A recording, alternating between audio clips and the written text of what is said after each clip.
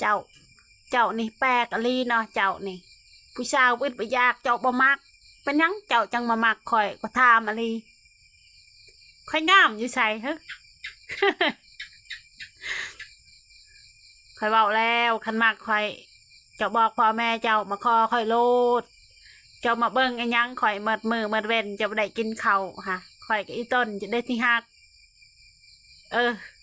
เจ้ามาเบิ่งรูปข่อยเมิดมือเมิดเว้นนี่เจ้าสิตายเองเจ้าบ่ได้กินข้าวค่ะข่อยอีต้นเจ้าจังไดข่อยก็ฮักเจ้าคือเก่าข่อยฮักเดียวใจเดียวฮู้บ่ ข่อยฮักเจ้าอันแหละ เจ้าเจ้าเจ้าคือชิหึงคือชิหึงคือชิห่วงข่อยขนาดเนาะเจ้าบ่ได้กินข้าวกินน้ำเจ้ามานั่งเบิ่งแตะหน้าข่อยเนาะที่หักเนาะแม่นนะได้เมียเป็นคนดังในชออะไรเข้าทีวีเข้าวิดีโอเนาะ เจ้าคือชิคิดทอดค่อยแห้งเนาะสำนี้แหละหากินข้าวในเด้อที่หักฝากเนื้อฝากโตในเด้อ